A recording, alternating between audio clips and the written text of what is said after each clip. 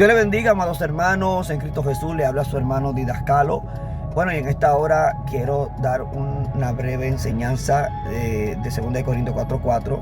Saben que ya nosotros hemos dado este tema, ¿verdad? Sostuvimos una enseñanza la cual abordamos 2 horas, principalmente enseñando sobre la influencia del arameo y el siríaco sobre el Nuevo Testamento y el por qué en la pechita existen varios textos que son un poco diferentes a las versiones que tenemos nosotros, incluso a versiones conservadoras tales como la Reina Valera y entre otros que son de confección ortodoxa. Bien, voy a hablar sobre el por qué 2 Corintios 4:4 en la pechita parece aludir al Padre y no al diablo. Y al mismo tiempo vamos a demostrar que 2 Corintios 4:4 se refiere al diablo, a Satanás, y no al Padre. Todo surge porque algunos teólogos, ¿verdad?, cuando leen la pechita del siglo IV, especialmente 2 Corintios 4:4, leen este texto de la siguiente manera: en quienes el Dios cegó el entendimiento de los incrédulos para que no les resplandezca la luz del Evangelio de Cristo. Aquí tiene la palabra Dios en mayúscula, y cuando dice quienes, Dios está aludiendo que es al Padre. En base a esta lectura, muchos dicen que nosotros hemos hecho una mala interpretación y que nosotros hemos, ¿verdad?, atribuido al diablo cosas que ha hecho Dios. Vamos a abordar la explicación de este texto en 3 tópicos. Número 1, el contexto del texto. Número 2, el contexto gramatical. Y número 3, el contexto teológico. Primero, el contexto del texto. Tenemos que remontarnos primero al capítulo 1 y hacernos la pregunta: ¿a quién el apóstol le está hablando? Primero, Pablo le está hablando a 2 comunidades: a la comunidad judía y a la comunidad gentil, no solamente a la judía. El texto tiene su preámbulo en el capítulo 3, ya que el apóstol se presenta como ¿qué? Como un ministro del nuevo pacto, hablando del evangelio de Jesucristo dado por revelación y dedicado de él a los gentiles. Ahí entonces, en el capítulo 4, vemos que el apóstol Pablo dice que ese evangelio, si está encubierto, lo está para aquellos, ¿verdad?, que están perdidos. Y luego el texto de la controversia dice: en los cuales el Dios de este siglo cegó el entendimiento de los incrédulos para que no les resplandezca la luz del Evangelio de Cristo. Ahora bien, el contexto del texto alude a una carta, una epístola que el apóstol Pablo le escribe a la comunidad judía y a la comunidad gentil. ¿Okay? El contexto gramatical, que es importante, es analizar exegéticamente y a través de las evidencias de los manuscritos, cuando dice la palabra Dios y cuando dice la palabra cegar, ¿cómo se interpreta esto? Primero, la palabra Dios que tenemos aquí aparece en el texto griego como un sustantivo nominativo, es lo primero. Luego, más para abajo, aparece la misma palabra Dios, pero como un sustantivo genitivo. Primero tenemos que reconocer que cada vez que se habla del Padre, la palabra que se usa en la frase Dios es como sustantivo genitivo, no sustantivo nominativo. Eso ocurre en muchísimos textos bíblicos, especialmente en Génesis 1:1. Textos aislados como Efesios 1:3 utiliza para el Padre la palabra Dios como un nominativo o un sustantivo nominativo, y esto ocurre cuando se habla del Padre como Dios, ¿verdad?, enfatizando que ese Dios es el Padre. Cuando Efesios 1:3 dice el Dios y Padre, está diciendo Dios, Zeus, que es sustantivo nominativo, y que ese Dios, ¿verdad?, es el Padre. Pero cuando aparece la palabra Dios, sin ninguna referencia al Padre, mayormente usa el sustantivo genitivo bajo lo que es el artículo ton teon. La palabra que aparece en el versículo 4, capítulo 4 de 2 Corintios, para Dios es Zeus, y es un sustantivo nominativo. O sea, no se refiere al Padre. Si vemos y leemos más para abajo, vemos que luego se habla de Dios el Padre bajo el artículo ton teon, haciendo referencia, enlazándolo con Jesucristo. Cristo, que es la imagen de Dios.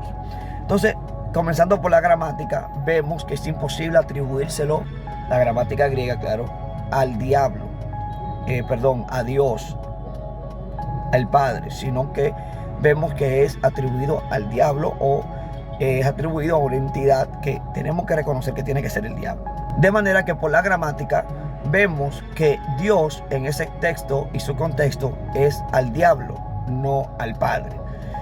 Algo que tenemos que considerar es que la palabra Dios como un sustantivo nominativo es genérica. Se habla de Dios tanto para ídolos, se habla de Dios tanto para humanos, se habla de Dios tanto para otras entidades.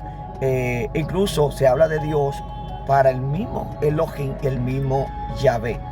Tenemos evidencia bíblica además donde se traduce la palabra Dios tanto para Elohim y también se traduce Dios, ¿verdad?, para otras entidades como un ídolo, ¿verdad?, o como un juez, ¿verdad?, entre otras cosas. Ahora bien, fuera de eso, vamos a explicar gramaticalmente la segunda cláusula, la segunda concepción, que es la palabra cegar. La palabra cegar, ¿verdad?, ahí, según la lingüística, aparece como un aurasto, ¿verdad? Y esta palabra que aparece como un aurasto indicativo habla de una acción que recae sobre el mismo sujeto. Adam Banners y otros comentaristas, ¿verdad?, que son expertos en la materia, correctamente interpretan este texto diciendo que Satanás cegó el entendimiento de los incrédulos. Esto está, ¿verdad?, coherente con el libro de Juan, capítulo 3, 19, la cual dice, gloria sea al Señor, lo siguiente. Dice, y esta es la condenación, que la luz vino al mundo y los hombres amaron más la tiniebla que la luz.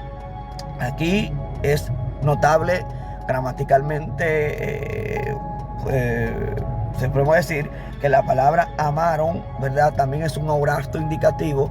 Aquí dice que los del mundo, los hombres, amaron, se inclinaron más por las tinieblas que la luz, y esto fue la condenación. Este es el mismo caso que cae con 2 Corintios 4:4. No es que el Padre cegó el entendimiento de los incrédulos, sino que ellos, mediante su negatividad, rehusaron a creer, y por tanto Satanás imperó con su potestad en el embotamiento del entendimiento sobre la luz del Evangelio, que es Jesucristo. El contexto teológico sobre esta recae en lo siguiente. Satanás se le atribuye varios títulos. Por ejemplo, si nosotros vamos al libro de Juan, capítulo 12, 30, también vemos el Efesios 2:2, 1 Juan 5, 19, tenemos también Efesios 6, 12, y entre otros textos nos vamos a dar cuenta que a Satanás se le aplica títulos como príncipe del mundo, quien tiene la potestad del aire y quien opera en los hijos de desobediencia, que es un texto también que tenemos que hacerle una crítica textual. También se le llama quien tiene control del mundo. 1 Juan 5, 19 dice que el mundo entero está bajo la potestad del diablo. El mundo está sujeto al diablo. La palabra que el mundo entero está bajo control del diablo, la palabra estar bajo, ¿verdad?, es del griego yuportazo, que significa estar sometido en orden militar a un superior. Los escritores del Nuevo Testamento, inclusive Cristo mismo, no vacilaron en titular al diablo como un príncipe, no titularon a, gloria a Dios, inclusive en Mateo 12, cuando se le llama a Belcebú, implícitamente se le llama rey. Entonces, Satanás, 2 Corintios 4:4, se le implica como un Dios. Ahora, de manera que aquí reconoce que Satanás tiene poder en la esfera humana, tiene control en la esfera humana y tiene capacidad de someter la voluntad de los hombres de aquellos que le pertenecen a él. Entonces, amados hermanos, el contexto teológico nos dice a nosotros que, número uno, si Cristo le llamó el príncipe de este mundo, si los apóstoles le llamaron aquel que tiene dominio, ¿verdad?, sobre el mundo, 1 Juan 5, 19, si el apóstol Pablo habló de él como aquel que tiene potestad y opera en los hijos de desobediencia, entre otros títulos más, entonces no es coherente que también 2 Corintios 4:4 hable en esta misma línea. Algo que tenemos nosotros que enfatizar aquí es que el principio lógico y el principio, ¿verdad?, hermenéutico no nos permite ver el carácter de Dios como quien ciega el entendimiento de los incrédulos en este texto. O sea, es incoherente. Dios ama a la humanidad. De tal manera amó Dios al mundo que entregó a su Hijo unigénito para que todo aquel que en él cree no se pierda, mas tenga vida eterna. La voluntad de Dios es que todos los hombres procedan al arrepentimiento. Dios no mandó a Cristo al mundo para condenar al mundo, sino para que el mundo fuese salvo por él. Entonces es contraproducente que el Dios que mandó a Cristo, que es la luz, Juan 3:19, ¿verdad? Que él es la luz de los hombres. Es contraproducente que el mismo que mandó la luz al mundo sea el mismo que ciegue a los incrédulos para que no vean la luz. Textualmente el texto de Juan 3:19 dice que la condenación radica en que los hombres prefirieron, se inclinaron, amaron más la tiniebla que la luz. Entonces, está por sentado que 2 Corintios 4:4 se refiere al diablo, ¿ok? Y no se refiere al Padre.